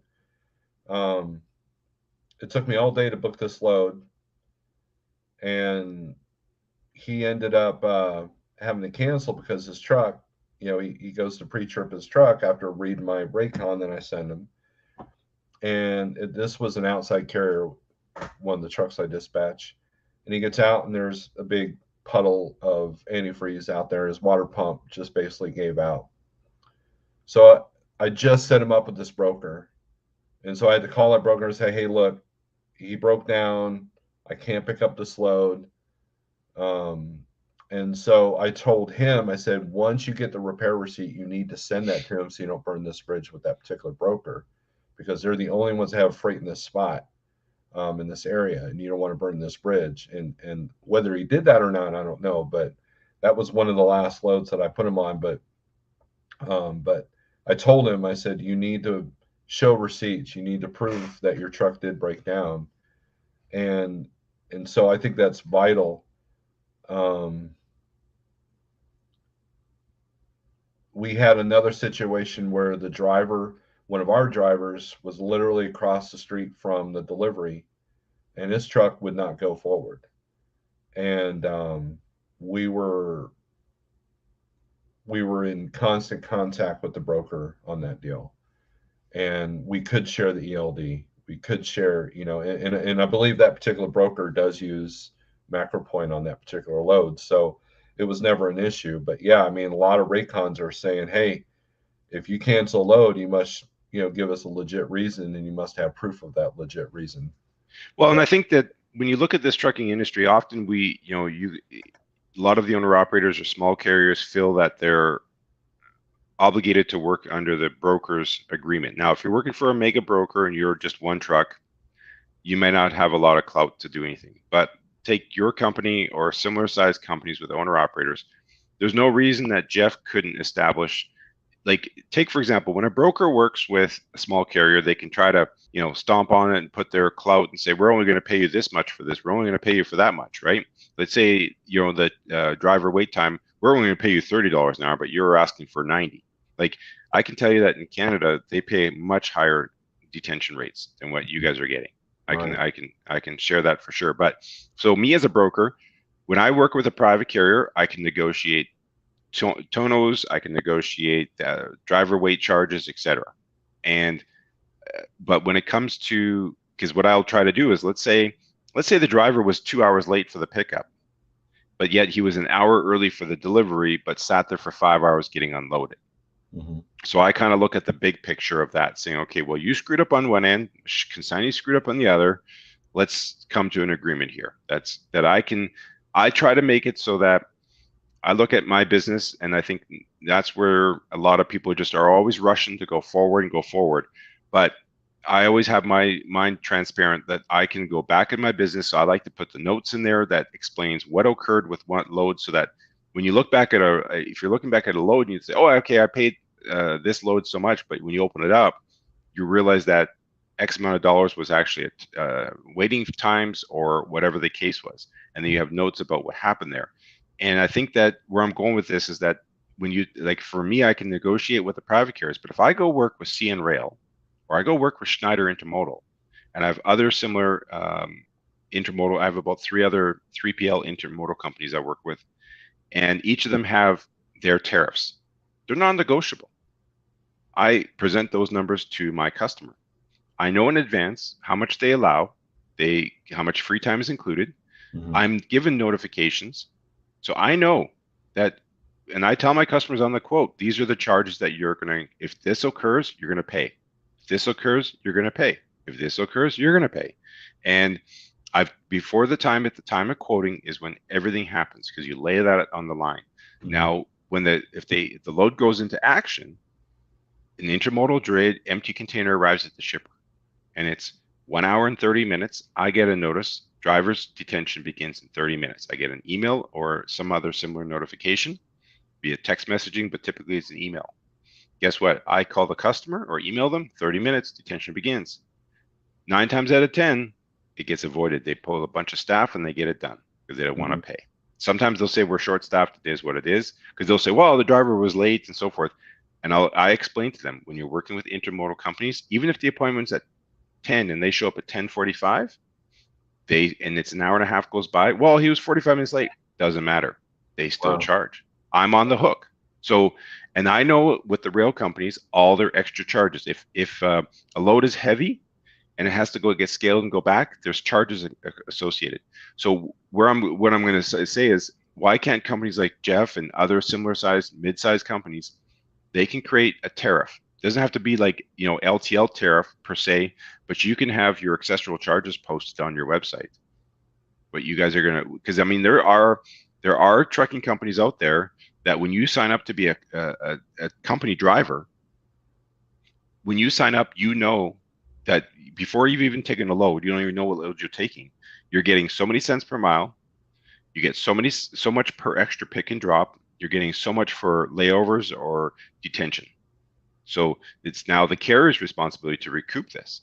So if you had a sheet that was in there that says, okay, we charge this much for tonus, we charge for this much. So when a broker sends you a package, why can't you guys turn around and send that back with your signed package saying, well, this is our piece of the pie, like you have it here, but per our accessible charges, this is our charges, and they have to sign the sheet. Now you guys can then negotiate at that time before you've even engaged in the relationship. You've had some discussions. I know a carrier that does that. They're a small carrier like us. They're based out of Missouri. They actually have like when they send you, when the broker sends them the rate con, they send this first, and half the time they can't get the brokers to sign it, and so they won't work with that. So now their drivers have to work extra hard to just keep moving. It's all about quantity over quantity, but even as a company driver, I struggled to get detention and layover pay, even though it was right there on the sheet, because, oh yeah, sorry, we forgot to put it on this week's check. We'll put it on next week. Like, I always had to hound the company or the broker for that money. Now, so I can't seem to, the only way I've overcome that is I will only work loads that I know are going to get detention and layover with brokers that I know that will pay it. Like, I've never had a problem with C.H. Robinson. I've never had a problem. Coyote had me 8 hours of detention, like within 30 minutes of me sending the rate con and the ELD information.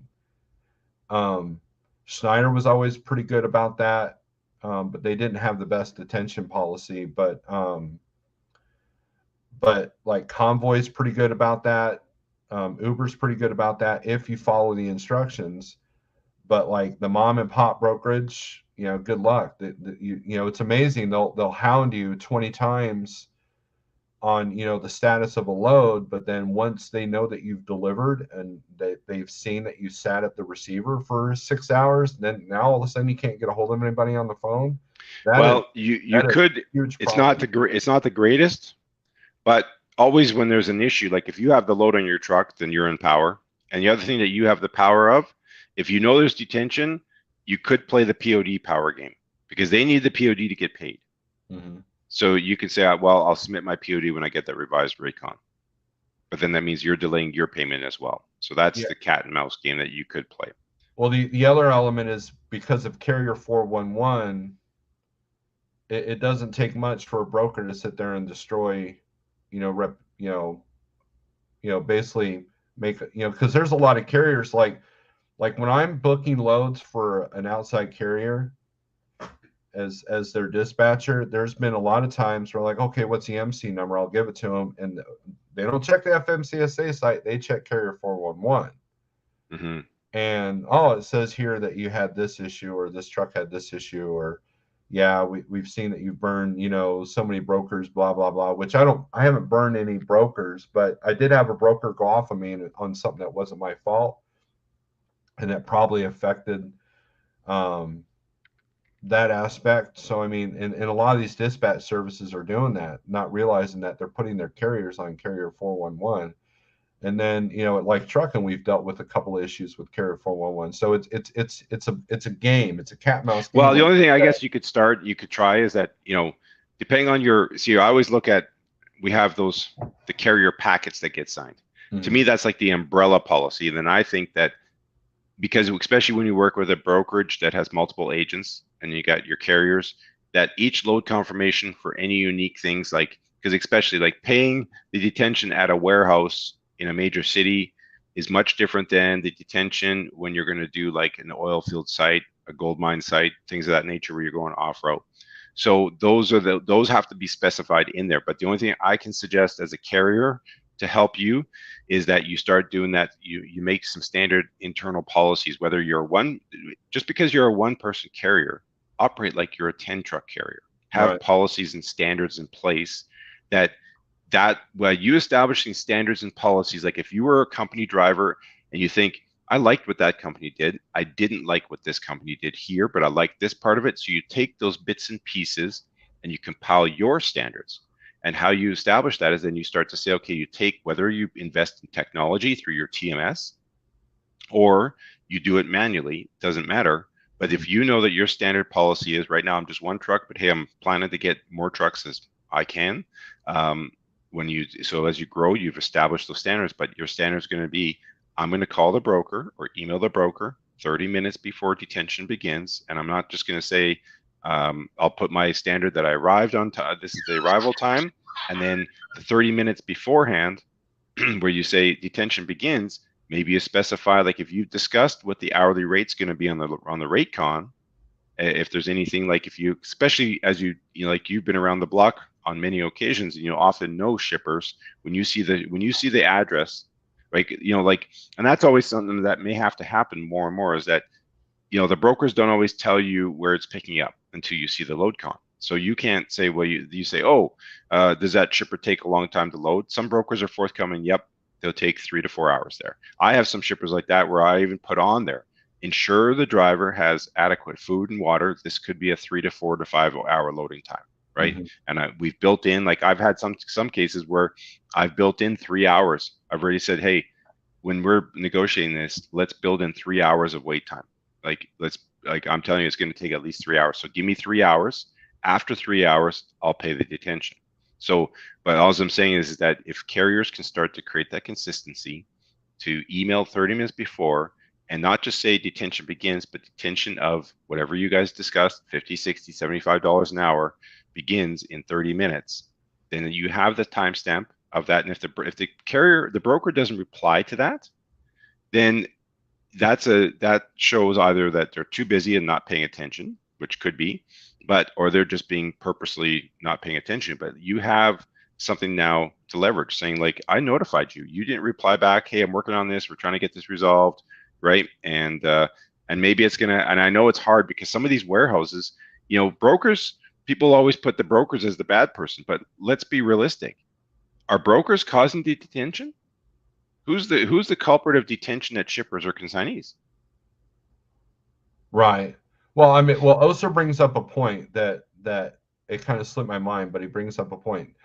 Brokers will want a copy of the bills with the in and out times before they'll issue a new rate con. So that's how they get around that little plan of not showing the PM. He's right. And I know that some drivers will tell you they've had issues with a lot of warehouses not willing to put timestamps.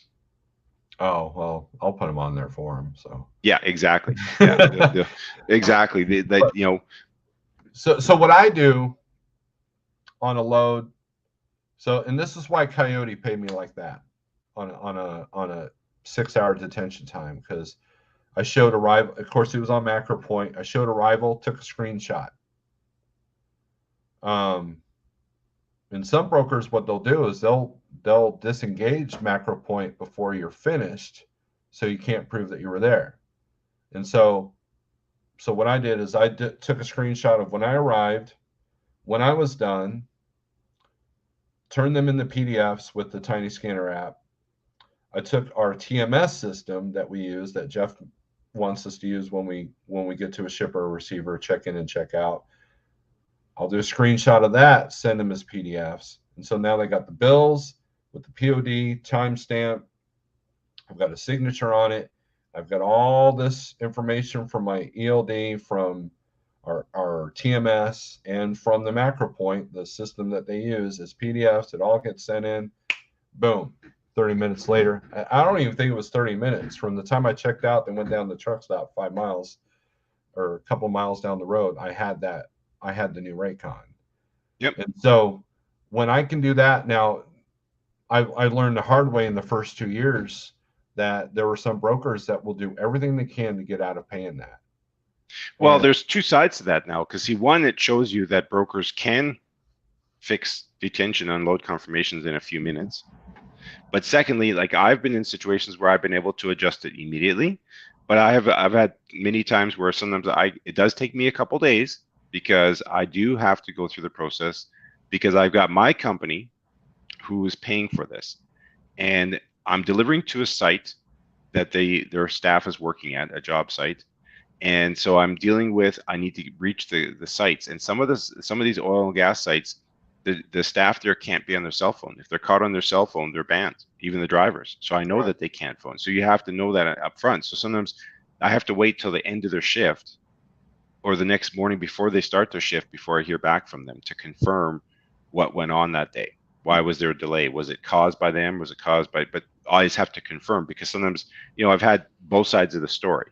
I've had drivers tell the truth. I've had shippers not tell the truth. I've had all kinds of scenarios. So we do have to have it, because I have to be able to email my customers saying, hey, I'm charging you X amount of dollars here. And then because sometimes what I'll do is, let's say the driver was late, or there was an issue at loading and the customer wasn't happy. So sometimes what I'll do then is, if the carrier is expecting to get paid on detention, I end up taking a bit of the, I'll pay the carrier to keep them happy, especially if it's a carrier I need to use again, because sometimes I have some loads that are quite specialized. So it could have been just a bad situation. So I'll give them the benefit of the doubt to keep them happy. So I pay them. And then what I'll do to the customer is I'll charge them, saying, hey, you know what? I know we had the issue at loading, so I'm not charging you no detention there. But at the consignee, I spoke to so-and-so at the site. There was this problem that occurred, or they were waiting for a forklift, because sometimes one of the sites I deliver to, they'll have like 3 different contractors, but they'll have one forklift, so they're all sharing it. So the drivers arrive and they're sitting there waiting. It is what it is, and they know that. So, but at least if I can say, yeah, I spoke to so-and-so, and he confirmed that they were just waiting on a forklift. The driver was on time, nothing a problem. So, I have to dot my I's and cross my T's, so that I can justify why I charged it, because sometimes, the person I'm booking the loads with might say, yeah, fine, go ahead, put it in. And then we send their invoice, and also 3 weeks later, someone from their accounting department in the company, or a buyer or a manager, could come back to me saying, hey, Rob, why did you charge detention that day?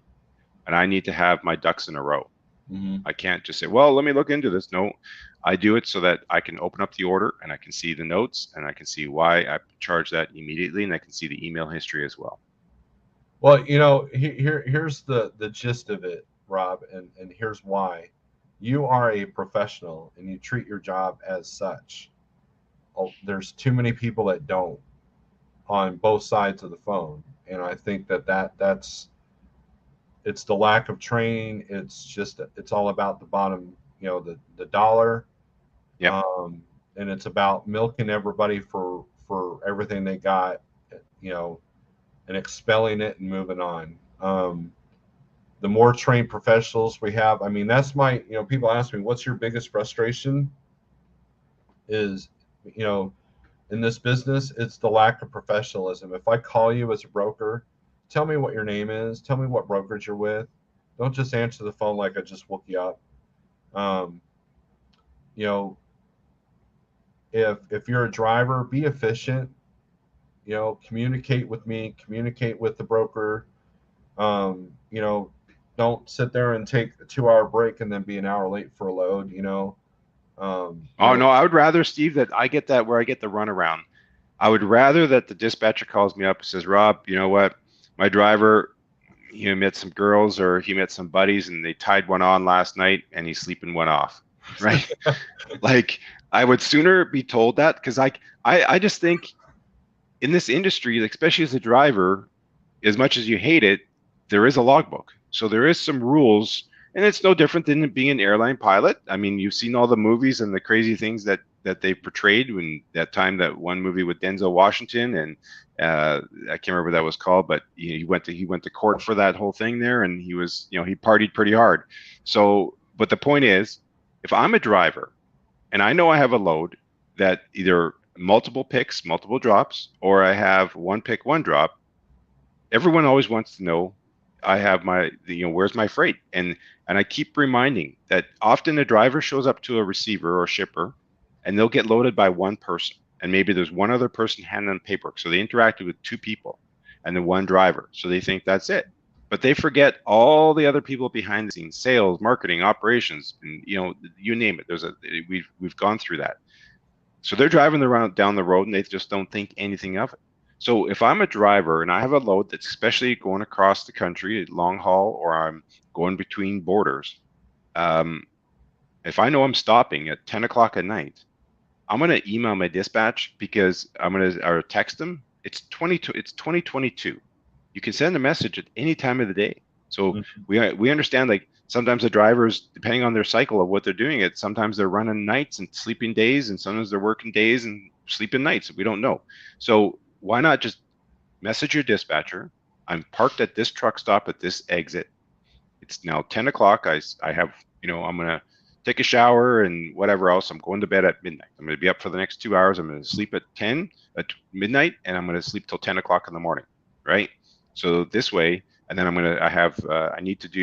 noticed that I need something in my truck or whatever. The store was closed. I couldn't get they're out of windshield washer fluid or something like that, whatever. But the point is that I have to do something for my truck in the morning. It's going to take half an hour, and then I got to do this. So I won't be leaving till noon, essentially. Time I do my pre-trip, get ready and everything else. So basically I'll leave at noon. So don't, then the dispatcher knows, if I call him at 8 o'clock, hey, where's your driver? Well, he's sleeping right now at this truck stop at this location. He's going to depart from there at noon, and that leaves him so many miles, right? Like my dispatch, our TMS, if it's on MacroPoint, and even if it's not on MacroPoint, I can manually enter the last known location, and I don't even have to look on Google Maps. It tells me how many miles left to go. So I can kind of do some math. And for people, if you're a small owner operator, a small carrier, and you don't want to invest in the technology to have GPSs and macro points and so forth, guess what? Another option that you could do with your drivers, share your Google Maps. That's all you got to do. The driver, if he really wants to, it said for no cost, on the cost of your data, you can click the button that says share my location. And you can either share it to your dispatcher, and the dispatcher can monitor you, or you can share it to whomever you want. And guess what? I can watch you drive down the road for free. It costs you nothing. So there's ways around it. You can use text messages. You can use emails. You don't have to have fancy, sophisticated information. It's just information, just communication. Right. Twitter works better. Right? Whatever works for you. Find your stick. And but the point is, back to the beginning of this, why I came on was, honest, open communication from both the broker about what's going on.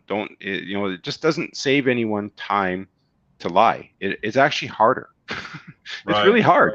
It truly is. It takes a lot of energy and effort to lie, I think. I could be wrong, but the reason, and that's what kind of inspired me yesterday. I was listening to a podcast about CrossFit, and a Canadian athlete, there's CrossFit Games, and this guy Savon, what's his name? Savon. He has a really cool podcast, and he was interviewing this guy that they do these qualifiers to qualify for the CrossFit Games. And I kind of watch a little bit. I follow along, and this guy got caught.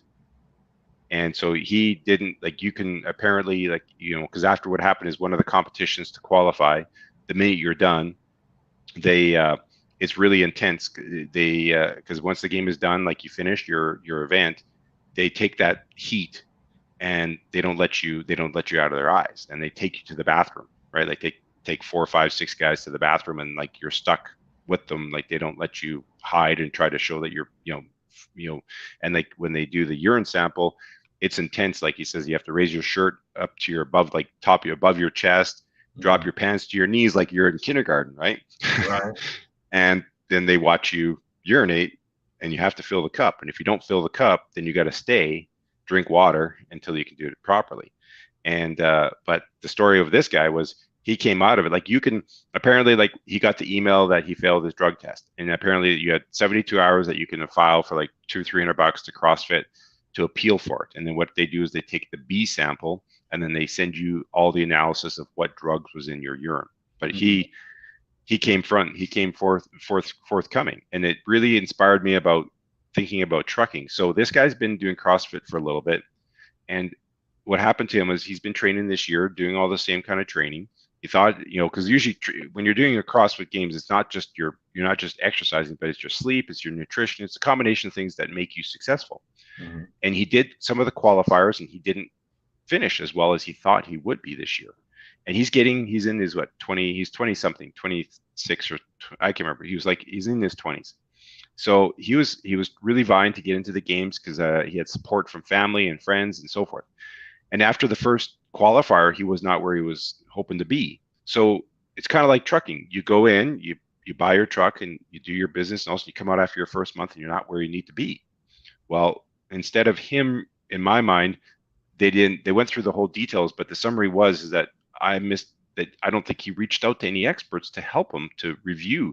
He internalized it all, and then he started searching, and he found some drug, mailed it, he ordered it online. And he says, he was so nervous, he put it under his tongue. It was a liquid, and he took it just for 2 weeks, and he was so nervous taking that first time, and then the second time he was nervous, but then it got easier, and the third, and he did one 14-day cycle, and then he was, going through these competitions, and all of a sudden, a notice came out on social media about someone they're seeing some kind of about the timings of another athletes or some athletes getting caught.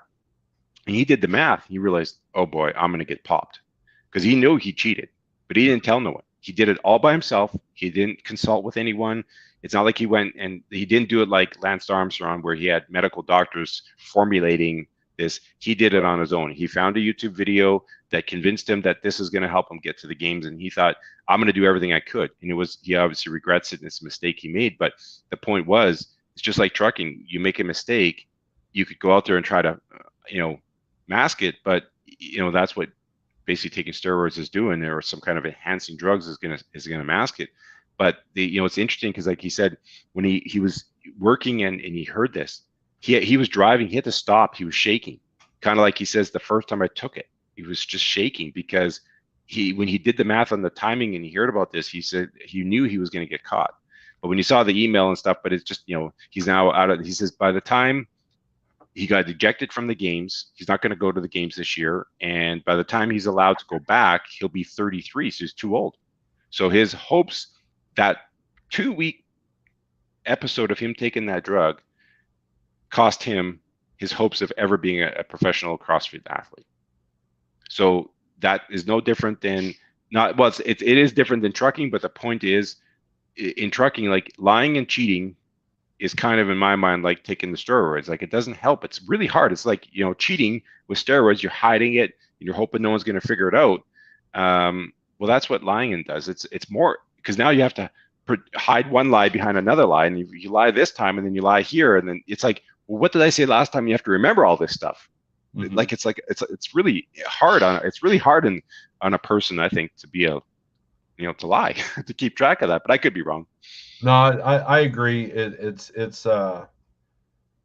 human nature, right? So, but anyways, I got to jump off, Steve. I forgot it's 8:00 my time, 8:10. It's 10:10 in the East, and I got some stuff I got to get dealt with. So, all right, Rob, thanks for coming on. I appreciate your insight. Yeah, no, I appreciate it. It was excellent.